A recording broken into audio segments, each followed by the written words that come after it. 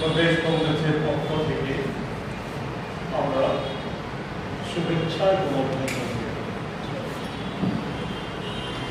আমরা যে বিষয়টা নিয়ে আজকে আপনাদের দৃষ্টি আকর্ষণ করতে চাই, সে বিষয়বস্তুটা মোটামুটি ভাবে আমরা আপনাদের কাছে একটা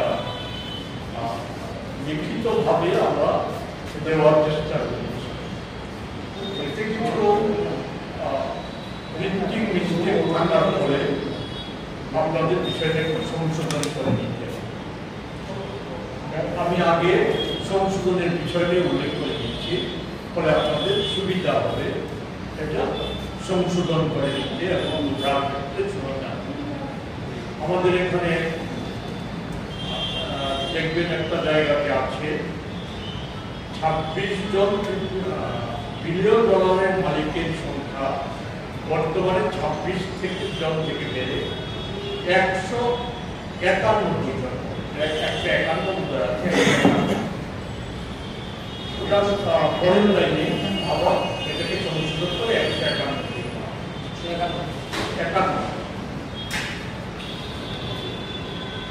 তারপরে দেখবেন ইউপিএ সরকারের তুলনায় মাসে 10 টাকা সাশ্রয় হচ্ছে।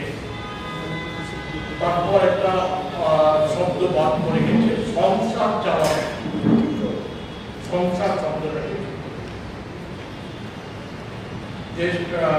ট্রাম্পের কাছে নথি স্বীকারের ফলে দেশের অর্থনীতিতে আরো বড় বিপর্যয় নেমে এসেছে। এতে কারো লেখা আছে, কারোটা দেখা হবে, এতে স্পষ্ট ইঙ্গিত বর্তমান সময় পরিবর্তন 50 টাকা মূল্য বৃদ্ধি করেছে, যা উজ্জ্বলা গ্যাস সিলিন্ডারের ক্ষেত্রে। এর পরের পৃষ্ঠায় আছে মামলা শুনানি, সোয়ালের জায়গায় শুনানি করে। লোকসভা নির্বাচনের পূর্বে নির্বাচনী বন্ধ আছে, এটা বন্ধ রায়ের জায়গাতে আছে রায়ের পর শব্দটা যুক্ত। নির্বাচনী তহবিল, নির্বাচিত তহবিল আছে, তাহলে এই জায়গাতে হবে নির্বাচনী তহবিল।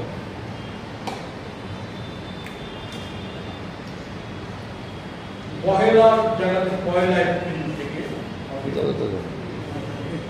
মোদির স্পেলিংটা একটা জায়গাতে বলা আছে 26% ট্যাক্স এবং 10% বেস লাইন আছে। বেস লাইনের জায়গায় করে দিতে হবে বেস লাইন ডিউটি।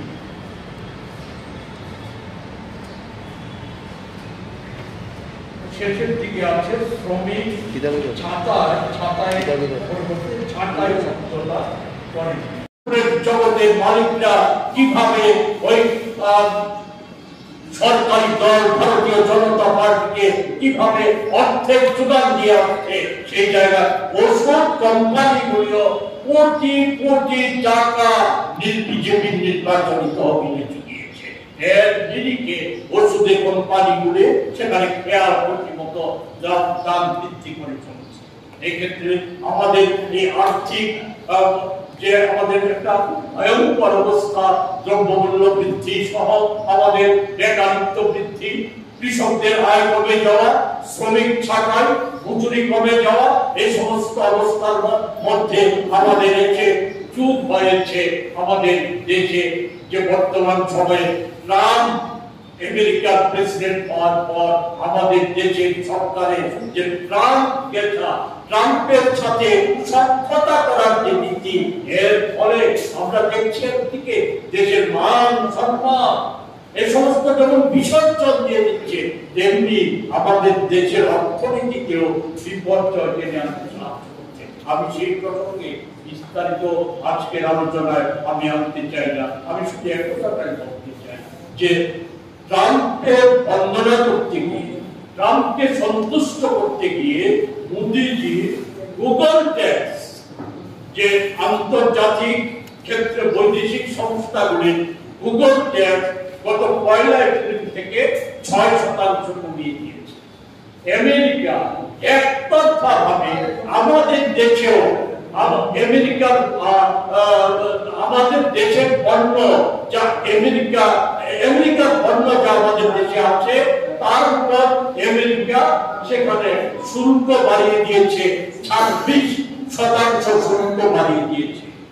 এটা সত্ত্বেও মোদিজি আমাদের দেশের বাণিজ্য মন্ত্রী, বিদেশ মন্ত্রী নীরব ভূমিকা পালন করেছে।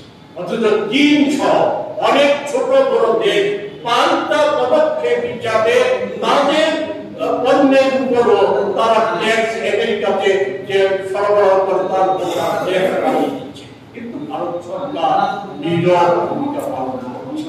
এই জায়গায় দাঁড়িয়ে আমরা এ কথাটা বলেই আমাদের বিষয়টাকে আমরা আজকে লিখিত ভাবে দেওয়ার বিষয়টাকে আমরা শুধু সংযোজন করার ক্ষেত্রে কথাটাই বলতে চাই।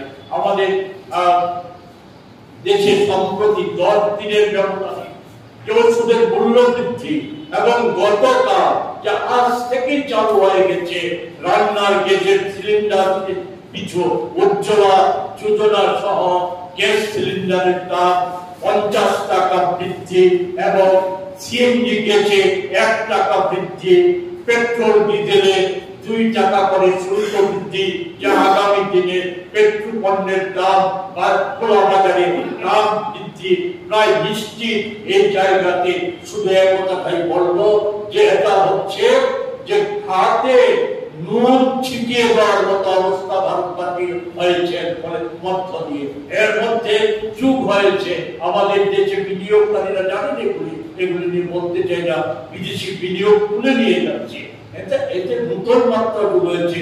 গতকাল আমাদের শেয়ার বাজার থেকে 20 লক্ষ কোটি টাকা উঠান। এসব ক্ষেত্রে মোদিজির নীরব। সেই জায়গায় দাঁড়িয়ে আমাদের দেশের প্রথিত অর্থনীতিবিদরা ভারতের জাতীয় কংগ্রেস গত বাজেট অধিবেশনের প্রাককালে বাজেট আলোচনায় অধিবেশনে উপস্থিত করার চেষ্টা করেছিল ভারতীয় অর্থনীতিকে পুনরুদ্ধারে ভারতের শ্রমজীবী মানুষ, বেকার, মধ্যবিত্ত কৃষক, জনসাধারণকে রক্ষার্থে বিকল্প অর্থনীতি গ্রহণের ক্ষেত্রে 1991 সালে আমাদের দেশে গৃহীত পদক্ষেপগুলি এবং 2004 সাল থেকে 14 সাল পর্যন্ত গৃহীত পদক্ষেপগুলিকে লক্ষ্য রেখে আমাদের দেশের অর্থনৈতিক নীতি প্রণয়ন করা, আমাদের দেশ পরিচালনা করার এই ক্ষেত্রগুলিকে এই কথাগুলিকে অবজ্ঞা করা হচ্ছে। আমাদের দেশের অর্থনীতির বিশেষজ্ঞদের মতামতকে অগ্রাহ্য করা হচ্ছে। এমনকি মোদিজির যে অর্থনীতির প্রধান উপদেষ্টা ওনার মতামতকেও অগ্রাহ্য করে মোদিজি দূষণ করে চলছে। আমাদের তার বন্ধু আদানি আম্বানি সহ আমাদের দেশের যে অল্প সংখ্যক মানুষ, সেই মানুষের যে মুনাফা কর্পোরেট জগৎ তাদের মুনাফাকে স্ফীত করার জন্য এসবের প্রতিবাদে, এই মূল্যবৃদ্ধি জনিত অবস্থার প্রতিবাদে জাতীয় কংগ্রেস দেশব্যাপী যে অন্যান্য যে জরুরি কর্মসূচি নয় এই ক্ষেত্রে কর্মসূচি গ্রহণ করতে চলছে। আমাদের রাজ্য প্রদেশ কংগ্রেস আমরা আন্দোলন সূচি জারি রাখবো। এই আন্দোলন সূচিকে সহায়তা করার জন্য প্রচার মাধ্যমের মধ্য দিয়ে আমরা রাজ্যবাসীর কাছে আবেদন করব, দল মত নির্বিশেষে সকলকে এই যে পণ্য মূল্য বৃদ্ধি জনিত যে সমস্যা, ওষুধের মূল্য বৃদ্ধি জনিত যে সমস্যা, এর প্রতিবাদে ঐক্যবদ্ধ আন্দোলন গড়ে তোলার এগিয়ে আসার আহ্বান জানিয়ে আমি আমার কথা বলার চেষ্টা করছি। সংবিধান আজকে বুঝতে হবে যে মোদিজির শাসনকাল মুখে যাই বলুন না, কার্যত কারা উপকৃত হচ্ছে, কাদের বিকাশ হচ্ছে। আমরা যে তথ্য, এটা কংগ্রেসের তথ্য, দেশের প্রতিষ্ঠিত যে আর্থিক সমীক্ষক সংস্থাগুলি আছে তার সাথে রিজার্ভ ব্যাংক এবং আন্তর্জাতিক সমীক্ষক সংস্থাগুলির তথ্য থেকে আমরা দেখছি যে দেশের সম্পদ আজকে অল্প কিছু মানুষের মধ্যে আজকে কুক্ষিগত হয়েছে। সম্পদশালী মানুষ এটা মোদীর শাসনকালে খুব তাদের সংখ্যা, তাদের অর্থের পরিমাণ এবং সংখ্যা খুব দ্রুততার সাথে বাড়ছে। অন্যদিকে দরিদ্র অংশের মানুষ আরে দরিদ্র হচ্ছে। মুখে যাই বলি, আজকের দিনে দারিদ্রতা নির্ধারণের যে সংখ্যা, সেই সংখ্যা মোতাবেক আমাদের দেশে 100 কোটি মানুষ এই দারিদ্র সীমার নিচে আজও বসবাস করছে এবং তারা যে প্রকৃতার্থে দারিদ্র সীমার নিচে আছে এটা আন্তর্জাতিক সমীক্ষক সংস্থায় সূত্র নয়। আমাদের দেশের মাননীয় অর্থমন্ত্রী গত বাজেট ভাষণে পরিষ্কারভাবে উল্লেখ করেছিলেন যে আমাদের দেশের 90% মানুষ, যে ওনার বাজেট প্রস্তাবনার উপর আলোচনা করতে গিয়ে বলেছিলেন 90% মানুষ প্রয়োজনীয় যে খাদ্য সামগ্রীর পর আর অন্য সামগ্রী ক্রয় করার মতো আর্থিক ক্ষমতার বাইরে আছে। আর্থিক ক্ষমতা নেই। সরকার যে বলছে 80 কোটি মানুষকে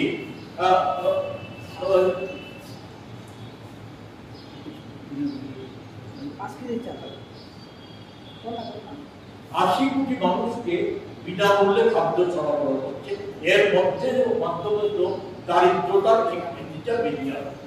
এক্ষেত্রে আমরা বলতে চাই যে 14 কোটি মানুষ আছে এই যে পরিষেবাটা, সেই পরিষেবাটা পায়। এতে কার্যত ইউপিএ সরকারের সময় থেকে এ সময়ে কি মোদী সরকার কোনো বেশি সাহায্য করছে? 5 কেজি বিনামূল্যে রেশনের মানে হচ্ছে 10 টাকা। ইউপিএ সরকারের সময়কালে থেকে 10 টাকা সাশ্রয় হচ্ছে, অথচ এই মানুষকে তার সংসার চালানোর জন্য বাজার থেকে 1000 থেকে 1200 টাকার মূল্যে টাকা খরচ করতে হচ্ছে চাল কেনার জন্য। এই যে গ্যাসের দাম বাড়িয়েছে, উজ্জ্বলা যোজনা নিয়ে কত ভাগ পিটিয়েছে, কত কিছু পিটিয়েছে, যে আমাদের দেশের মহিলাদের সশক্তিকরণের পদক্ষেপ হিসাবে। আর আজকে ওই সময়ে 14 সাল পর্যন্ত আমাদের দেশে রান্নার গ্যাসের সিলিন্ডারের দাম 400 থেকে 500 টাকার মধ্যে সীমাবদ্ধ।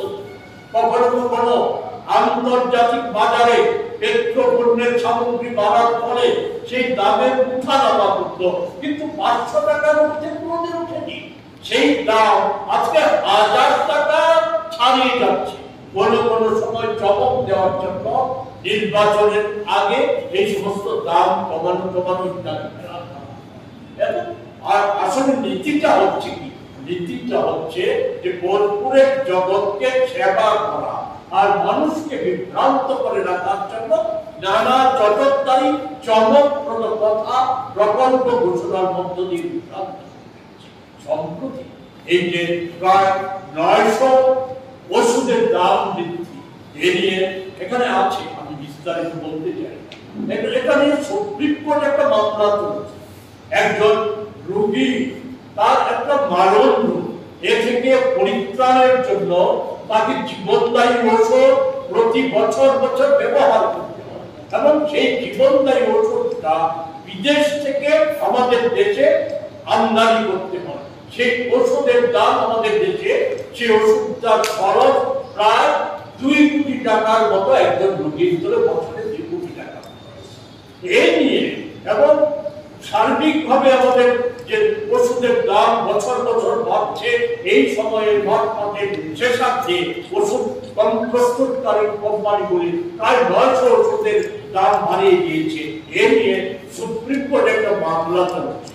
এই মামলার যে শুনানিতে যে মামলাকারীর পক্ষের আইনজীবী সেখানে নানা যুক্তির অবতারণা করতে গিয়ে একটা যুক্তি দেখিয়েছেন, তথ্য দিয়েছেন। সেই তথ্যটা হচ্ছে যে জীবনদায়ী ওষুধটা ক্রয় করতে বছরে আমাদের দেশে একজন রোগীকে 200 কোটি টাকার মতো ব্যয় করতে হয়। সেই জীবনদায়ী ওষুধটা আমাদের পার্শ্ববর্তী দেশ পাকিস্তানে এবং চীনে সেই দেশের যে সেই রোগে আক্রান্ত রোগীরা অনেক স্বল্প মূল্যে সেই ওষুধ পান। এটা এর যে সত্যতা, এটা নিয়ে কোনো প্রশ্ন নেই, কারণ ভারত সরকারের অ্যাটর্নি জেনারেল থেকে শুরু করে সরকারের পক্ষীয় উকিল অ্যাডভোকেটরা কেউ এই তথ্যের কোনো বিরোধিতা করেনি এবং সুপ্রিম কোর্ট সেখানে তার যে সুপ্রিম কোর্টের বিচারকরা তাদের মতামত রাখতে গিয়ে চূড়ান্ত শুনানি এখনো হয়নি, কিন্তু তাদের যে পর্যবেক্ষণ সেই পর্যবেক্ষণে বলেছে যে আমাদের দেশের সরকার, কেন্দ্রীয় সরকার এবং রাজ্য সরকার ওষুধের দর দাম নিয়ন্ত্রণে যে সরকার কোনো কার্যকরী ব্যবস্থা নিচ্ছে না, তার জন্য সরকারকে সমালোচনা করেছে, কেন্দ্র এবং রাজ্য সরকারকে সমালোচনা করেছে। এই যে ধরুন ওষুধের দাম বাড়লো, আমাদের ড্রাগ কন্ট্রোল কমিশন, স্বাস্থ্য দপ্তর, কেন্দ্রীয় সরকার, মোদিজি বা স্বাস্থ্যমন্ত্রী তার কোনো বক্তব্য আছে? কারণ বক্তব্য রাখবে। আমরা তো দেখেছি গত লোকসভা নির্বাচনের প্রাক্কালে ওই নির্বাচনী বন্ড নিয়ে সুপ্রিম কোর্টের যে রায়, সেই রায়ের পরিপ্রেক্ষিতে এফবিআই যে তথ্য দিয়েছে